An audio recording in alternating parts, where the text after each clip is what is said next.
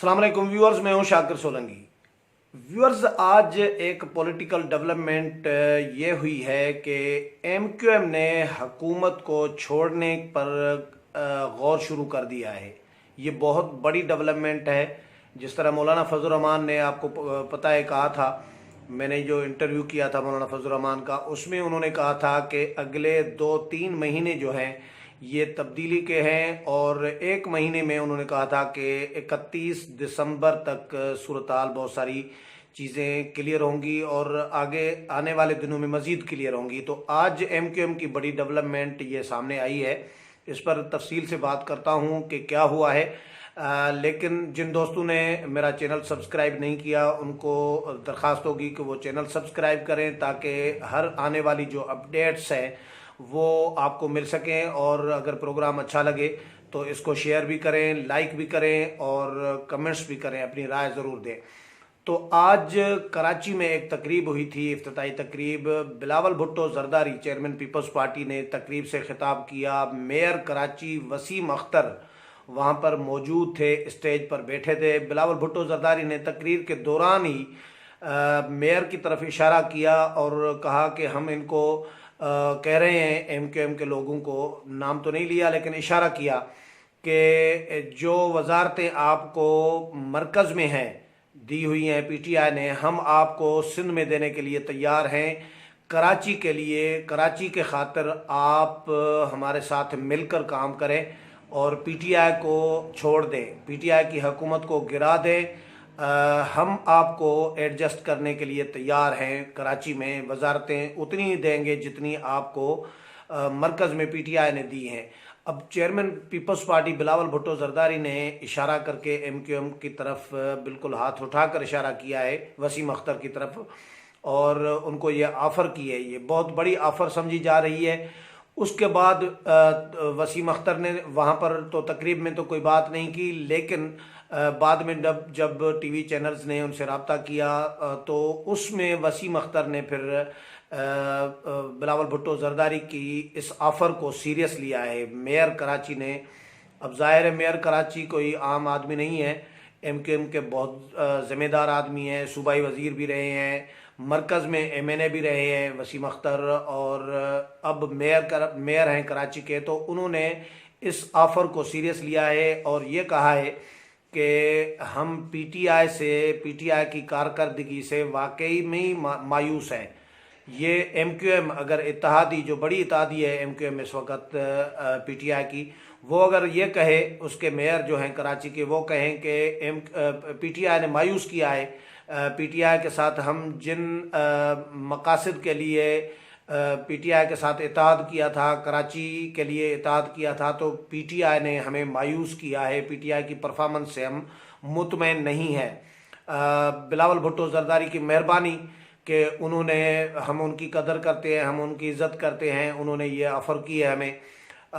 जब वसीम अख्तर ये बात कर रहे थे तो उस वक़्त तो हमें बहुत सारी चीज़ें समझ में आ रही थी कि ये मामला यानी एमक्यूएम ने इसको सीरियस लिया है। लेकिन बिलावल भुट्टो जरदारी ने जब ऑफ़र की, मुझे तो उस वक़्त भी ये लगा कि बिलावल भुट्टो जरदारी ने ऐसे ही खामखा हवा में कोई ऑफ़र नहीं की थी, हवाई फायर नहीं किया था।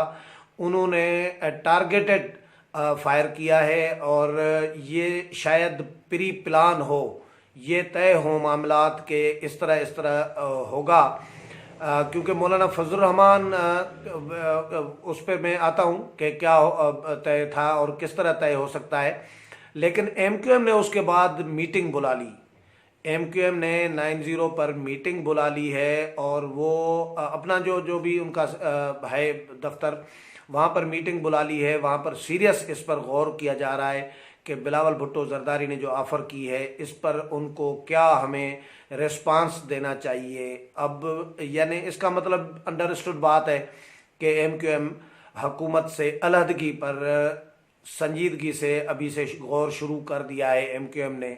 अब एमक्यूएम क्या करेगी? एमक्यूएम, आपको पता है एमक्यूएम के माजी तो एमक्यूएम का कोई शानदार नहीं रहा, दागदार माजी रहा है। एमक्यूएम ब्लैक मेलिंग की सियासत करती रही है माजी में। हो सकता है बिलावल भुट्टो जरदारी को आसरा दे के, लॉलीपॉप दे के, और फिर हुकूमत को डराए, हुकूमत से और मज़ीद कोई एक वजारत ले ले या कोई और फ़ायदा किसी भी किस्म का पॉलिटिकल फ़ायदा एमक्यूएम ले सकती है। ये गिव एंड टेक इसी तरह ही होता है। हमने देखा है सरदार अख्तर मेंगल को 2-3 दफ़ा हुकूमत को प्रेशराइज करने के लिए अपोजिशन से मुलाकातें करते रहे।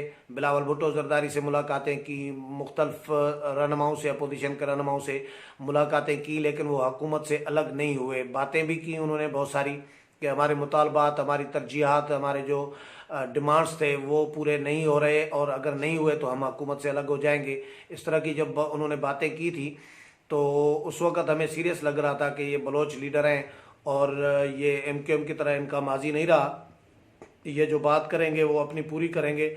लेकिन हमने देखा कि सरदार अख्तर मेंगल भी अभी तक हुकूमत को छोड़ने के लिए तैयार नहीं है और हुकूमत को प्रेशराइज करके अपने कुछ मुतालबात उन्होंने शायद मनवा लिए हैं, थोड़े बहुत तो मनवा लिए हैं यकीनन, तभी हुकूमत के साथ अभी तक बैठे हैं। लेकिन एमक्यूएम जो है वो उनकी सियासत अलग रही है। एमक्यूएम की बलोच सियासतदानों की तरह रिवायात नहीं रही। एमक्यूएम हो सकता है प्रेशराइज करके हुकूमत को, बिलावल भुट्टो जरदारी के साथ मुलाकात भी करे, ऐलान भी करे कि हम हुकूमत से अलहदा होने के लिए कंसीडर कर रहे हैं, फिर वज़ीर आज़म से मुलाकात हो, वज़ीर आज़म उनको कोई यकीन दहानी कराए, कोई एक वजारत मिल जाए, कोई तसल्ली हो जाए, दे दे, किसी किस्म की यकीन दहानी करा दे या कोई और मुतालबा उनका मान ले, तो हो सकता है एमक्यूएम न छोड़े। लेकिन है सीरियस मामला और छोड़ भी सकती है, क्योंकि मुझे ये नज़र आ रहा है कि बिलावल भुट्टो जरदारी ने एक तो हवाई फायर नहीं किया, खाली पीली ऑफर नहीं की, ऐसे इत्तेफाक नहीं है महज, और एमक्यूएम का इस तरह का रिस्पांस ये भी इत्तेफाक नहीं हो सकता। सियासत में इस तरह इत्तेफाक नहीं होता। मुझे नज़र आ रहा है जो मौलाना फजल रहमान का आज़ादी मार्च आया था, जिस तरह मौलाना फजल रहमान ने कहा था कि 1 महीने 1.5 महीने में चीज़ें बहुत सारी क्लियर होंगी और उसके बाद फिर हम बात करेंगे। अब 1 महीना तो तकरीबन होने को है। मौलाना फजल रहमान का जो आज़ादी मार्च आया था उसके बाद ये फिर महीना, उन्होंने 31 दिसंबर तक इंतज़ार करने के लिए कहा था। 31 अब गुजर गई समझे, आज हो गई है 31। आने वाले कुछ दिनों में मुझे नज़र आ रहा है, ऐसा लग रहा है कि कुछ डेवलपमेंट्स होनी है, क्योंकि अख्तर मेंगल से अभी तकरीबन 4-5 दिन पहले मौलाना अब्दुल गफूर हैदरी की भी मुलाकात हुई थी और मौलाना अब्दुल गफूर हैदरी ने मीडिया टॉक भी की थी। उसमें बहुत सारी चीज़ें हमारे साथ उन्होंने डिस्कस की, जो कुछ हमने रिपोर्ट की थी और कुछ रिपोर्ट नहीं की थी। मैं अगली किसी वीडियो में मौलाना अब्दुल गफूर हैदरी के साथ जो गपशप हुई थी उसके बारे में भी बताऊंगा, लेकिन मुख्तसर इतना ज़रूर बताऊंगा कि मौलाना अब्दुल गफूर हैदरी और अख्तर मेंगल की मुलाकात जब हुई तो मैं, हैदरी साहब ने जो बताया कि वो सुनकर मैं सरप्राइज़ में रह गया, कि मेरे लिए सरप्राइज़ था कि अख्तर मेंगल पूछ रहे हैं, जो हुकूमती इत्तेहादी है, वो मौलाना अब्दुल गफूर हैदरी से पूछ रहे हैं कि हुकूमत का क्या बन रहा है, ये हुकूमत कैसे चल रही है, क्या हो रहा है हुकूमत में। यानी ये बहुत बड़ा सवाल है। अगर एक इत्तेहादी अख्तर मेंगल अपोजिशन के, यानी वो भी JUI के सेक्रेटरी जनरल से पूछें कि हुकूमत किस तरह चल रही है, हुकूमत में क्या हो रहा है, क्या होगा, हुकूमत का क्या हो रहा है, क्या होने जा रहा है, तो मौलाना अब्दुल गफूर हैदरी ने उनको कहा कि भाई आप छक्का मार दें, इमरान खान आउट हो जाएंगे, यानी आप हुकूमत को छोड़ दें, छक्का मार दें और इमरान खान आउट हो जाएंगे, उनकी हुकूमत गिर जाएगी। तो आगे क्या बातें हुई, आगे मौलाना अब्दुल गफूर हैदरी ने भी राज रखा है। इसी तरह का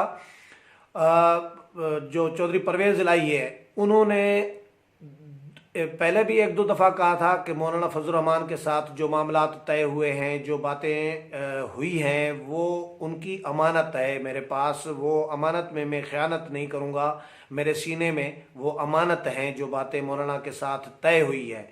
अब पहले जब पहली दफ़ा इस तरह का बयान दिया परवेज़ इलाही साहब ने, तो उस वक़्त तो हमने इतना सीरियस नहीं लिया था, इसको लाइट लिया था ज़रा, लेकिन अब 2-3 दफ़ा ये बयानात दे चुके हैं। अब रिसेंटली भी ऐसा बयान दिया है, यही कहा है 3 दफ़ा अगर परवेज़ इलाही कहें कि मौलाना फजल रहमान के साथ जो मामला तय हुए हैं वो उनकी अमानत है, वो अमानत मेरे सीने में दफन हो गई है, मैं इसको फ़िलहाल डिस्क्लोज़ नहीं करूँगा और ये 3 दफ़ा अगर कहें, ज़ोर दे दे कर कहें, तो इसका मतलब है मामला सीरियस है। मामलात मौलाना ने जिस तरह दावा किया था, जिस तरह क्लेम किया था मौलाना फजल रहमान ने कि मेरे साथ ये कमिटमेंट की गई है कि 3 महीने इंतज़ार करें और 3 महीने तक हम कुछ ना कुछ, किसी न किसी शक्ल में तब्दीली लाएंगे।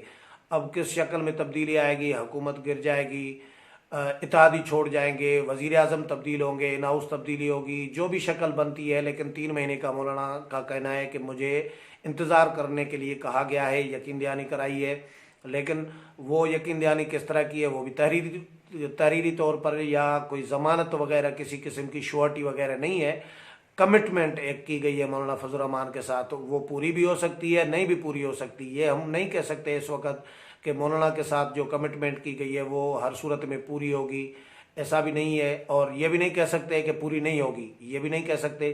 दोनों ऑप्शंस हैं, पूरी हो भी सकती है, पूरी नहीं भी हो सकती। अगर पूरी हो सकती है, होती है, तो फिर इस शक्ल में ही पूरी हो सकती है कि इत्तेहादी छोड़ के जाए, अख्तर मेंगल छोड़ के जाए और MQM छोड़ जाए। अगर MQM ने जिस तरह आज आगाज़ किया है, ये आगाज़ है, अभी इस तरह का माहौल इसी तरह ही बनता है।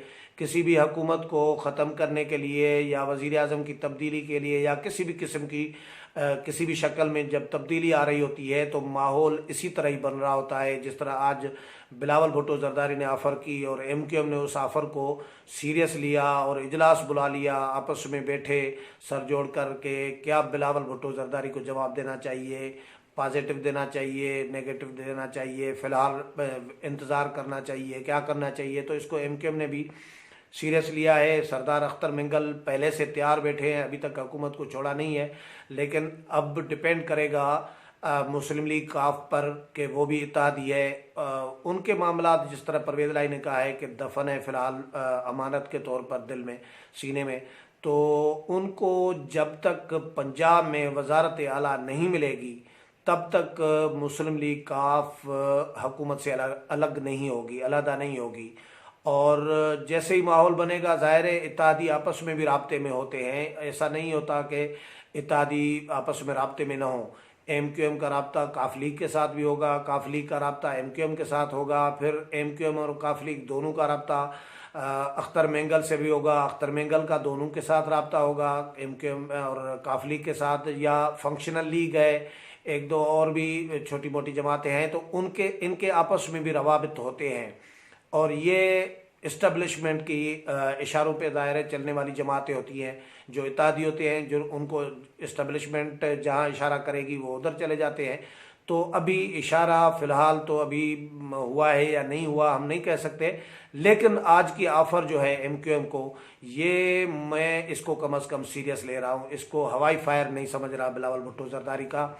और न MQM की तरफ से जो उसको सीरियस लिया जा रहा है, उसको भी मैं अजीब इत्तेफाक समझ रहा हूँ। ऐसा नहीं है, अजीब इत्तेफाक वो भी नहीं है, यानी बिलावल भुट्टो जरदारी का ऑफ़र करना ये भी अजीब इत्तेफाक नहीं है। और जो MQM ने उसको सीरियस लिया है और आपस में जवाब दिया है, फौरी रिस्पांस जो दिया है वसीम अख्तर ने, वो भी इस तरह का दिया है, पॉजिटिव दिया है कि बिलावल भुट्टो जरदारी की हम इज़्ज़त करते हैं, हम इस पर बाद में बताएंगे, और PTI की हुकूमत ने मायूस किया है, फिर इजलास बुला लेना, ये भी महज इत्तेफाक नहीं है। तो आने वाले दिनों में क्या होने जा रहा है, वो जो भी डेवलपमेंट्स होंगी MQM की तरफ से, काफ लीग की तरफ से, या जो BNP मेंगल है उनकी तरफ से, वो भी आपके साथ शेयर करता रहूँगा। लेकिन फ़िलहाल ये 1-2 दिन में, 4 दिन में मुझे लग रहा है कि बहुत सारी चीज़ें आगे बढ़ेंगी, स्लो ही सही, लेकिन आगे मंजर आम पर आएंगी। हो सकता है नए साल में कोई नई चीज़ और बड़ी चीज़ पॉलिटिकल हवाले से, सियासी हवाले से हमें सुनने को और देखने को मिले। अगले प्रोग्राम में फिर मुलाकात होगी, तब तक इजाज़त चाहता हूँ। अल्लाह हाफिज़।